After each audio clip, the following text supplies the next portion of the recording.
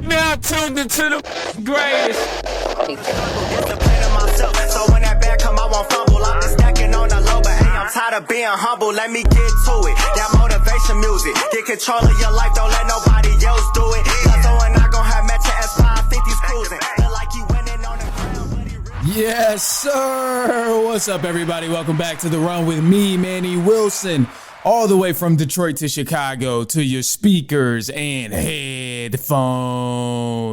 Now, I appreciate you tuning in to the first interactive sports podcast, a community that makes sure your voice is heard. So if you hear something you agree with, you disagree with, you like, you dislike, or you just want to hit us up and leave a quick take, do that. Hit us up, 219-413-9405. And of course, we will play your take back on our next episode.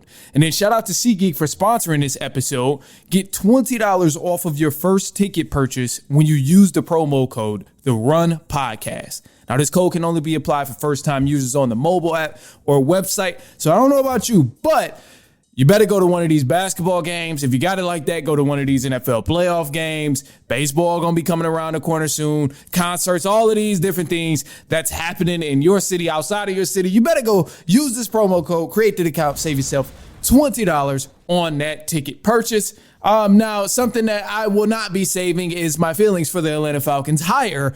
Obviously, a lot of people know right now it's a crazy conversation. The Falcons just hired head coach Kevin Stefanski. Crazy. So the Atlanta Falcons hired former Browns head coach Kevin Stefanski. Now, this was initially, if you've been listening, if you've been following for some time, this was the one person I literally did not want. I wanted to stay away from Kevin Stefanski. I thought Kevin Stefanski, and I still think Kevin Stefanski is fool's gold in a little bit, in a sense, because I say he's fool's gold because people blame the Browns. Yeah, the Browns organization didn't do a good job at, bringing pieces for him to thrive with and all of these other things. Two-time coach of the year. We hear a lot of different pieces about it, but I'm just not convinced on anything positive that he's doing statistically. Like the win percentage is very low.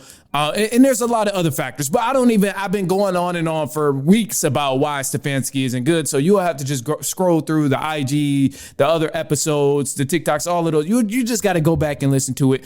I kind of want to look at some positivity because we don't have a choice but to believe in Stefanski at this point. So although I think that Stefanski wasn't the best hire and I thought there was other routes we could have went, at this point, we got to deal with it. I mean, it ain't no all this complaining and stuff. It's only going to get us so far. We got to, at this point, just trust Stefanski, hope he does a really good job, hope we're wrong about everything that he was doing in Cleveland, hope we're wrong about him being a fraudulent coach, being fool's gold, all of these crazy narratives that we have for why Stefanski shouldn't have been the coach in Atlanta. At this point, we got to trust Matt Ryan's pick, and we got to hope that Stefanski is actually pans out to be a good coach. Other than that, complaining ain't going to do nothing. So that's first things first. You got to just, at this point, we're done. They're not reneging on the hiring. They're not doing none of that. Matt Ryan picked his guy. That's who he wanted. So now we got to trust that this is Matt Ryan, Atlanta Falcon legend, and he didn't make the right decision. Now, I'm a little worried about it, but I have some information that could clarify, and that might even be able to give us some hope with Kevin Stefanski and what he might be able to do with the Atlanta Falcons. I'm hoping we get playoffs and so on and so on and so on, and maybe even dynasties down the line. But again, this is me being wishful thinking. This is me trying to flip the script to be a little bit positive because all we see right now is negativity with Kevin Stefanski. And I contributed to that because this was not a guy who I wanted as my head coach. But at this point, we're in the thick of it like Kyle Lowry. Anyway, some of the things here. So I'm hoping Kevin Stefanski is really not as bad as everyone is hyping up, including myself. I know a lot of statistics don't really side with Stefanski in his tenure with the Browns. However, if the Browns were actually the problem, like a lot of people claim they were with the front office and ownership and things like that, maybe this could be great for Atlanta Falcons fans. And hear me out, because during Stefanski's time with the Cleveland Browns, of all Cleveland head coaches since 1991, Stefanski has the second highest win-loss percentage. The only one in front of Stefanski is the legendary Bill Belichick. So this does give me a little confidence that, okay, he was able to win with the Browns. Bill Belichick was able to win with the Browns, which is an incredibly difficult thing to do. So this did give me a little confidence. However, Stefanski had the fourth highest win percentage in a 60-year time span with the Cleveland Browns of all head coaches in franchise history. Another good thing for the Cleveland Browns, if it is just the Browns. And then Stefanski's the first Browns head coach to make it 5 seasons since Bill Belichick. So we hear a lot of history with Bill Belichick and things like this. And let's not forget, obviously, Stefanski helped the Browns get to the playoffs for the first time in 18 years for a long time. So, there's a lot of give and take, and there's a lot of things where if the Browns were truly the problem here, then maybe the Falcons did strike gold. Maybe this is a good thing, because Stefanski for the Falcons is also making history, and he hasn't even done anything yet. But with the Falcons hiring Stefanski, he became the first head coach hire with at least 1 season of prior head coaching experience since 1994. So the last was Dan Reeves. This is a good thing. And I look at certain statistics like, Stefanski being the first hire with prior head coaching experience for at least 1 season. It's a good thing, because we've taken risk on guys who we thought were going to be good as a head coach, or he's good defensively, he's good offensively. Let's give him the opportunity to be a first-year head coach. And it hasn't worked out for us in a very long time. A very long time. So now that we're trying to get a guy with prior coaching experience, I'm okay with that. I still think Brian Flores would have been a better hire personally, but I mean, hey, it is what it is. That's out the window. And if Stefanski's a good coach, like everyone has said and anticipated, and everyone with the Cleveland Browns, their fan base is saying he was good, but it was ownership, then maybe I just got to believe that. Maybe I just got to believe that it is just the Browns. Nobody ever really thrives with the Browns. And honestly, the fact that Stefanski even took the Browns to the playoffs, the Cleveland Browns we're talking about, it does count for something. It does count for something. Like him just getting to the playoffs. I know he won 1 playoff game, but him getting to the playoffs multiple times during his 5-year time span there does say a lot, because this is the Cleveland Browns we're talking about. Like, it does say a lot. That's almost like if Aaron Glenn were to take the New York Jets to the playoffs and actually win a playoff game. That's pretty good. That's a huge turnaround for a team with no history in terms of winning. So, some of these things I look at the statistics, and I'm really hoping that Stefanski is going to be opposite of everything I've said over the past 3 weeks when we were looking at other candidates. I'm hoping that I was wrong about Stefanski as a head coach. I'm looking at the stats of, being one of the most winningest Cleveland Brown head coaches during a 5-year time span, and being behind Bill Belichick in the win percentage and all of these sort of stats. And it does give me a little hope that maybe we can make something happen with the Atlanta Falcons, since the Falcons have a lot more weapons than the Cleveland Browns had. Because I'll tell you what, making it to the playoffs with the Cleveland Browns counts for a lot. This is something Bill Belichick wasn't even able to do. And this is something that, like, a lot of great coaches who've been with the Browns prior were not able to do. So for him to be able to take them there and get to the playoffs, it does say a lot, especially when they didn't have a lot of talent.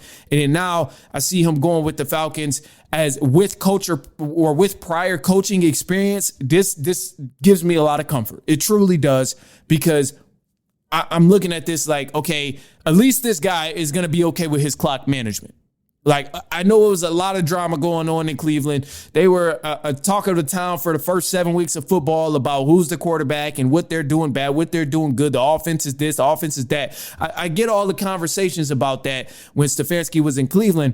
However, they did have a lack of talent. That's something that is true. Like, although there's not winning percentages and statistics to back it up, they did not have a huge amount of talent, especially even just compared to the Atlanta Falcons of what they have with Bijan and Drake London, Kyle Pitts. Like, there's definitely a clear difference there. So I'm hoping it'll be some sort of difference now that he's the head coach in Atlanta.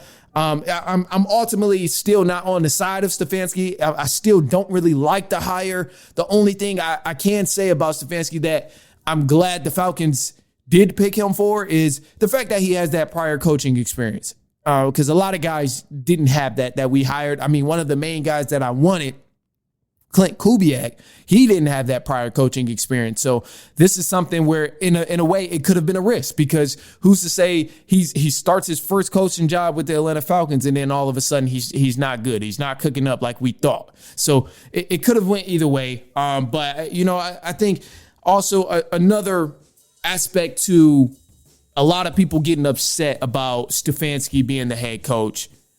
One of the things we got to kind of consider here is it was clear that Matt Ryan, he released a statement and, you know, it went public that Matt Ryan clearly wanted someone with prior coaching experience. And looking at it and realizing that we haven't had a head coach with prior head coaching experience since 1994, Dan Reeves, I can be on board with that. I agree. This is something that's very different from what we've done over the last decade, bringing in a head coach with actual experience. So that part gives me a little confidence to trust Matt Ryan in his ability to find the right guy. Now, when I'm looking at other options of who we could have possibly grabbed with coaching experience, it's not that many others out there. Obviously, Sean McDermott got fired just a couple days ago. So, you know, actually today he got fired. So it was no way we could have possibly cooked up for him going to Atlanta. And who's to say he would have even wanted to go to Atlanta with the team there? Mike McDaniel, we don't know if he would have wanted to go to Atlanta. Maybe that wasn't a team that's on his radar. He's been looking at offensive coordinator positions, at other head coaching positions as well. So we just don't know. And outside of those two guys who have the actual head coaching experience, it's Brian Flores. And I like Brian Flores, but he just so happened to not be the guy that the Falcons wanted to interview and bring on board. So, you know, there's not many other candidates that significantly wow us in terms of having that actual coaching experience. So outside of Mike McDaniel, I don't really have a favorite, but it'll be interesting to see what happens with this Falcons team, man. All I know is Stefanski must love some trauma, because going from one broken franchise to another, hopefully he shows us he's a full magician and he's really that guy and he's not fool's gold. I would love that if he came to Atlanta and was able to take the Falcons to the playoffs and actually win some playoff games and, you know, actually be able to utilize the talent that's there. And above all, I really hope that Stefanski shows us that it truly was the Cleveland Browns organization and the ownership and the front office, the GM. I truly hope he shows us that it was the Browns as a whole rather than him and his ability to coach a team. So I don't know, man. But at this point, we just got to hope for the best. We got to hope that Stefanski does a good job, because that 5-year contract ain't going nowhere anytime soon. And man, it's scary out here. It's real scary. So we'll see. Other than that, we got some more stuff too. You know, we got a lot of games from the divisional round of the NFL. So we'll recap some of those games. And, you know, a lot of my last message to the Falcons fans too. Something just made me think of this. Last message to the Falcons fans. Man, y'all can't keep doing this, man. The Falcons fan base is so divided in terms of who likes Stefanski, who doesn't, who's in the middle, whatever. I don't like Stefanski as a head coach, but we don't have any choice but to support him at this point. Like, complaining won't do anything. And for everybody who's like, oh, well, you bringing a guy who disrespected Shedeur Sanders into Deion Sanders' home, pretty much. Like, to everybody saying silly stuff like that, it's a stretch, man. It's a reach. You're looking at it just, I don't even know why you're speaking on a topic. If that's your main complaint with Stefanski is, oh, well, Shedeur, he did Shedeur bold. He didn't praise Shedeur in certain moments. He took him out in the game. I know it was some dumb, questionable decisions that he made when Shedeur was on the field and when he wasn't on the field. I understand that part. But if you're gonna hold that grudge, it's pretty silly to say that, oh, well, give us Shedeur Sanders. We didn't want Stefanski. I ain't gonna lie. I wouldn't take Shedeur Sanders over Michael Penix Jr. Absolutely not. From what I've seen with Michael Penix when he's healthy, absolutely not. I'm good. I'm sorry. So to me, it's a little crazy, and it's definitely a stretch when we see people complaining about, oh, well, he disrespected Shador, and now he's in Atlanta with a majority of black fans. I get it and all, but that's a stretch, man. Come on, man. It's a stretch. It's really a reach, and that's stuff where it's not any hard evidence on him being good, him being bad. It's a stretch. I'll leave it at that. Other than that, man, look, we got some more stuff coming up, so don't go anywhere. It is halftime.